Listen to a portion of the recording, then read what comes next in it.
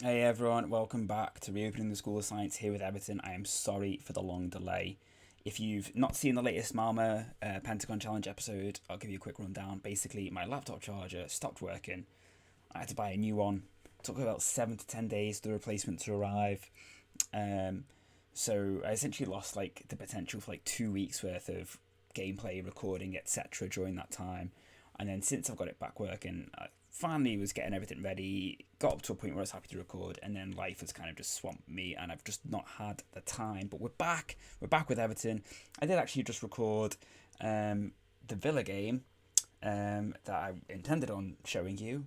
Audio worked for the intro, so if you notice me constantly looking over to the side, it's because OBS keeps just loving switching off my microphone. So if you notice me looking again, it's because I'm making sure it's still recording. I recorded the Villa game, recorded this part, all fine, audio no problem, and then everything else was just me. Nothing really happening, so yeah, it was really annoying. Without further ado, everyone, let's crack on. We've got a game today against Chelsea. I feel like we always play Chelsea on camera, but that is because I wanted to show you something as a catch-up, and the Villa game chose not to work, so let's go. I think the first thing we do really is start with an update. So obviously I saw you last time against Milan where we won 4-0. We then lost 3-1 to City in the league. Got knocked out on penalties by Chelsea in the Carabao Cup. I think it was 12-11. We then drew 2-2 with Newcastle after being 2-1 up, and then Lucas Hernandez got himself sent off and it finished 2-2. It was at this point after we played Wolves where we hadn't won in the league in 4 games that I decided to mix things up, and we went to a 4-4-2 diamond, and since then we haven't lost in the league apart from a 3-2 against Liverpool at Anfield, which to be fair, as frustrating as it is, just seems to be one of those things that just happens no matter what.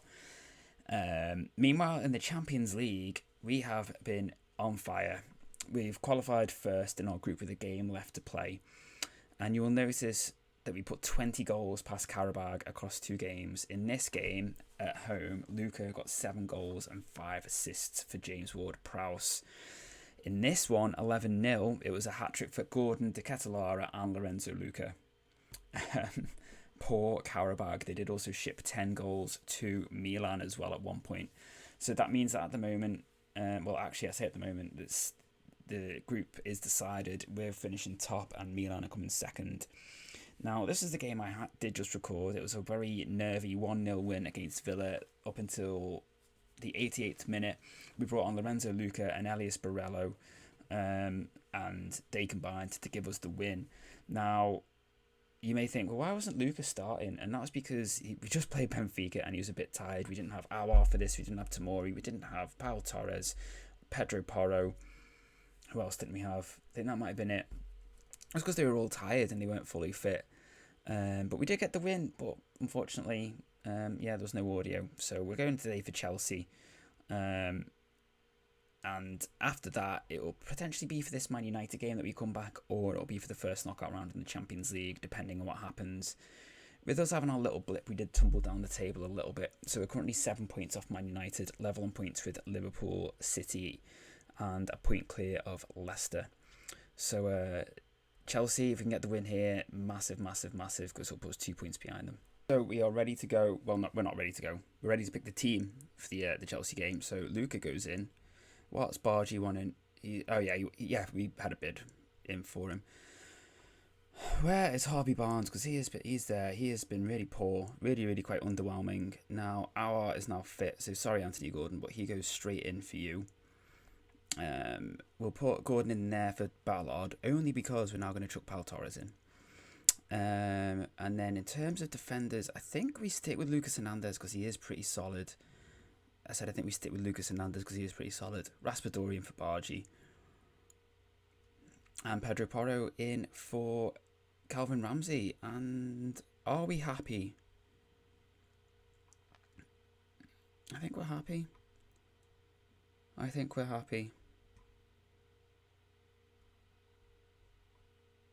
Yeah, then we go with that.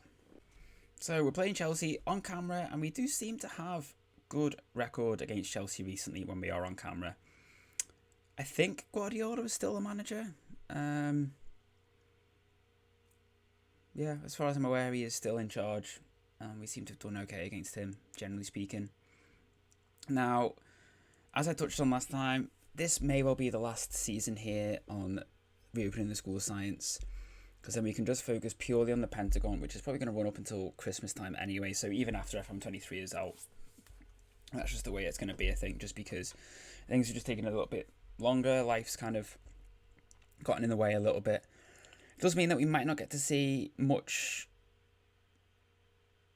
of Helmut Geisbauer, who is the goalkeeper I pinned a lot of my hopes on. Is the reason why we haven't replaced Jordan Pickford, because he's finally got his work permit as Helmut Geisbauer. He's doing really well out on loan at St. Gallen.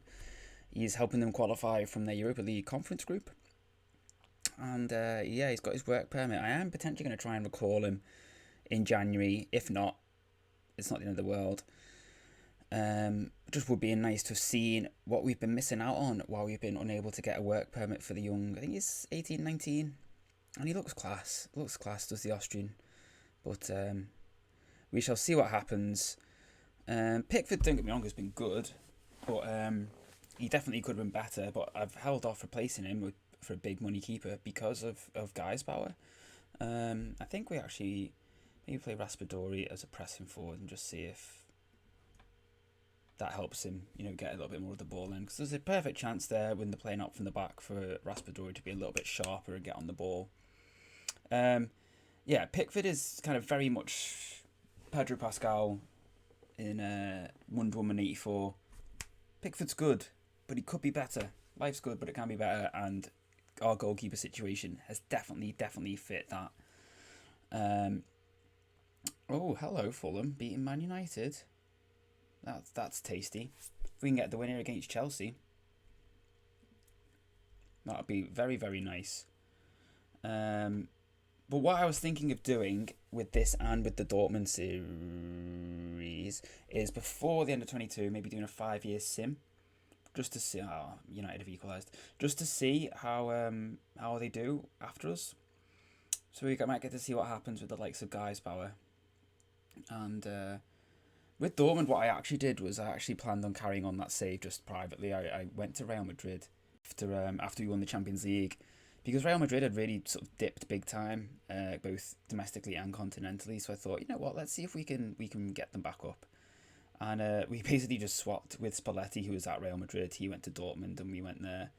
I made a few signings, basically got ready to play the first game, and then I think I kind of just started this or focus more on the Pentagon. So what I might do is I might just sim 5 seasons on both and just see what happens in that 5 seasons and just throw it out. If anyone would be interested in seeing that, let me know, but I might just do it anyway just out of interest, so I might as well publish it for you guys to see how they all get on, see if Dortmund can build on the success that we brought them. And then we'll see if the young players that we signed over those sort of couple of seasons here develop into anything and help take the club forward. Luca, yes! 1-0. Pedro Porro, just the pass to him from Neves just absolutely split the defence. And Pedro Porro, Pavard, you're never catching him. And a lovely little pullback just to find Luca at the edge of the box, and he smashes it in. 1-0. Because we keep getting absolutely pants youth intakes. I think we've got 2 players who are about 4 stars who might be, 4-star potential, who might be good. Porro, you're going to have to come off now. He pulled a groin or something like that, did I say? Bring him on for Calvin Ramsey, who's actually been a very good understudy. He's got something like 5 assists, Calvin Ramsey, so he's done pretty well.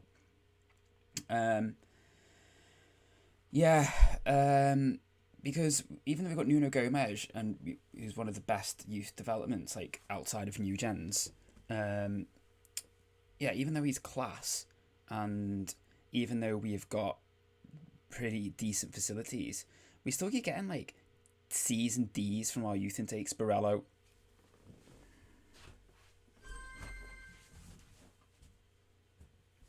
(2-0). What a goal from Barello, and it's Luca and Barello combination again. I just realised I haven't actually broken down this 4-2-2 diamond that we've been doing. So I've got a lot that I've not touched on actually. Um, yeah, we were basically going back to that youth development thing. All our youth intakes are terrible, which was really annoying. So obviously that's why we brought in a lot of young players. So seeing how that develops over the next sort of 5 years could be quite interesting to see if they actually come good, any of them, and if the team actually utilises them. Because that's the whole thing. What the School of Science was about using the youth players. You know, it kind of had a little bit of a sort of media renaissance with Martinez playing the likes of Barkley and bringing through the likes of Seamus Coleman, who obviously had made his debut under David Moyes. You know, all players who'd sort of developed. I mean, Coleman obviously was brought in from Sligo Rovers, but players who'd been, you know, young players like Lukaku and that. Some of them had come through from the academy, like Ross Barkley and that.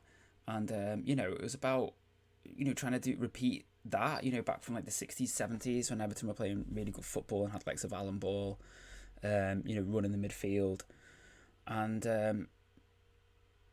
we you know, been wanting the academy to do that for us, which is why we kind of ended up buying in a lot of the time. So that's been a bit of a shame, really, that that's not quite worked in the way we've wanted it to. So it'll be interesting to see if any of those players we bought in develop into anything of worth. Now, the tactic, the 4-4-2 diamond, was one that we did create again. It's very similar to a lot of like your standard 4-4-2s, like vertical tiki-takas that you'll see. And it's worked pretty well for us because, like I said, we went on a good run. I'm half watching the bottom while I'm making this change. I'm going to bring on Harvey Barnes for Raspadori. And we'll put Ramsey on as a fullback on support. It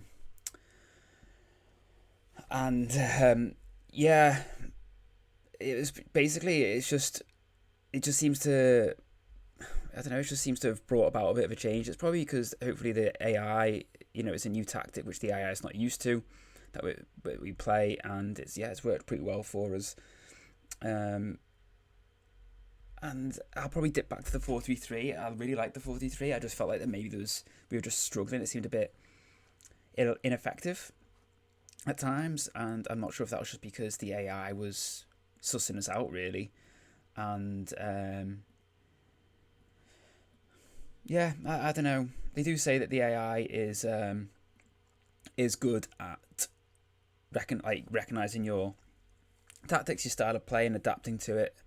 So I don't know if just because we've been using that 4-3-3 for a good few years that they were kind of just getting used to it, and a few of the players were getting, what a block from Hernandez. It was just struggling. It just seemed really, really impotent going forward. Like we were creating fair few chances, but just not really being able to make the most of it. And the change does seem to have helped. So especially with the 20 goals against Karabakh, I know it's Karabakh, but still to score 20 goals across 2 games, no matter the level, especially in the Champions League, is not to be sniffed at. And Husamawa has put the game to bed in injury time with an absolute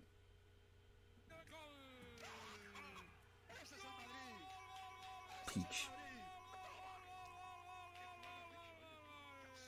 Lob from outside the box, doesn't even bounce, just kisses the back of the net. And that's the game. Against Chelsea, who are finishing with 10 men because Lukaku was injured. Pau Torres hits the bar, nearly makes it 4-0. 4-1. But we'll take 3-1. So, Man City lost at Leicester. Man United did turn it round and secure that 3-1 win, and Liverpool also won. But in terms of how we're looking, 7 points off United, 2 points now behind Chelsea. We play Spurs next, who are currently sat in 13th. Spurs, the perennial FM underperformers. Hopefully we'll get the win there. Marlon Sanchez, he is very hit and miss, this guy. He's out on loan at Livingston. He just scored 3 goals in the last game and then gets a 6.3 in that one. Go figure. Meanwhile, Jakubkowski, he's doing quite well. He had a poor game against Groningen, but he is generally doing quite well for 20 out on loan there. He'll be another one who'll be interesting to see how he develops in the future. But yeah, as I said, everyone, potentially we'll bring it back for this United game. Otherwise, it's going to be the Champions League in and around here. We will obviously get the group draw just before the Sheffield United game, I would imagine. let's see. Usually we'll say, maybe it's, oh yeah, there we go. Sorry, the 15th, just before West Ham. A couple of the players are coming back from Firenze, who are our new feeder club. Smickley James, I don't think it's actually really played much for them, to be fair, which is a shame. But Danek has, and Josh Hurst has also got a few games. So we'll probably look to keep them there and see if they can continue to develop, because they seem to be doing all right, and it's a bit of another string to add to their bow playing out in Portugal. Let me just show you why I keep going on about Geisbauer, because... Oh yeah, sorry, this is what I was saying. Look at this for predicted youth intake. This is the preview so far for this year's intake. Absolutely terrible. But on to happier things. Let's look at Geisbauer. 6.4 goalkeeper with some really, really nice attributes there. So I'd love it if I can recall him in the January and we can get to see him play. But these are the sort of players that we've been getting through the youth intake. Victor Olafade, very bang average. Wayne Egan could potentially be a good player. He's only 17. He's already got decent technicals and decent mentals for his age, so I think he could definitely do a job for us. He's currently out on loan at Barrow, where he's done pretty well, to be fair. And Oscar Gomez is another player we brought in. He's currently doing quite well out on loan at Sunderland. He will be someone who we potentially actually move into midfield when he joins us. I don't really want to be playing at defensive fullback. So he might well suit playing as a defensive mid with that tackling and marking, just because I'd like him to be a little bit taller to do that centre-half role, personally, for me. But I think as a midfielder, if we can work on his passing, he could certainly do a decent job as a deep line playmaker, if not an anchor or basically a destroyer, a ball winner. But we'll see. We'll see. In terms of other players we've had through, Adam Reed potentially could be good. He's doing quite well out on loan at Huddersfield. I think it was this guy, Fedji. Werner Fedji. I can't remember if we signed him or not. I don't know why Dominic Grives... Oh, it's just because he was made available for the under-23s. We do quite like Grive. He's good. He is good. But yeah, everyone, I will see you next time. I hope you've enjoyed the episode. Once again, apologies for the delay, and... I'll see you all very soon. Bye.